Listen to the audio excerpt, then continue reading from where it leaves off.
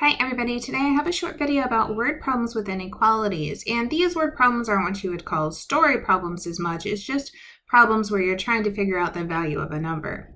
Here's our first example. The sum of an integer and 15 more than 1/3 the integer is at most 83. Find the maximum value of the integer.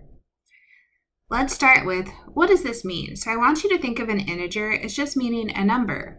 And usually when we don't know the value of a number, we're going to replace that with x, so this is our placeholder. Because the problem says our number is an integer though, we do know our answer won't be a decimal and it's not going to be a fraction. So the first thing I'm going to do is just kind of tell myself, like, I'm going to plug in x wherever I see integer. Where it says the sum of an integer, I wrote x, and then 15 more than 1/3 the integer, I wrote 1/3 of x, and then we'll get to the other part of at most 83. So let's start to write this down. Sum says we're going to add, so I have x plus 1/3 of x. At most tells me I have an inequality. Specifically, the inequality is less than or equal to. I don't want my answer to be more than 83. I want it to be less than or equal to 83. So here's the inequality we're trying to solve. I put the parentheses around the 15 plus the 1/3 of x just to show that those two are kind of talked about together in the word problem. Now we look at the left-hand side, the x plus 15 plus 1/3 of x, and I think, well, let's move that 15 over to the right-hand side. I'm going to subtract 15 from both sides. So that's going to give me x plus 1/3 of x is less than or equal to 68. Now we have a couple things we can do right now. We can either find a common denominator on the left side, or we could just clear the fraction, and that's what I'm going to do. So the only thing in the denominator is 3, so I'm going to multiply everything, left and right, by 3.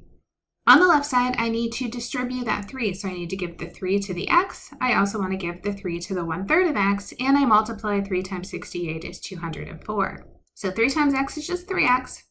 3 times 1/3 of x is x. That 204 is good. I'm going to add the 3x and the x, so that gives me 4x.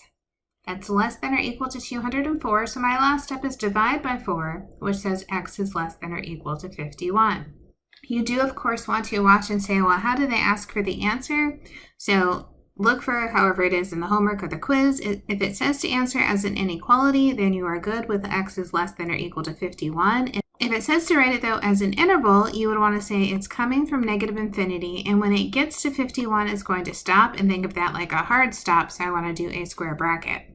So let's try one more. This time, the sum of an integer and 9 less than 1/2 the integer is at least 57. Find the minimum value of the integer. Once again, we see that it says integer, so I know that I'm going to put in an x wherever I see integer. So the sum of an integer, x, and then 9 less than 1/2 the integer. So I know I have a half of x, and then 9 less means subtract 9.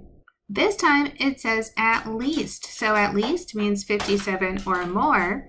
So I have a greater than or equal to 57. My first step is going to be move that 9 over to the right-hand side, so I'm adding 9 to both sides. This says x plus 1/2 of x is greater than or equal to 66. Just like last time, my approach is going to be clear the fraction instead of finding a common denominator, so I'm going to multiply everything by 2.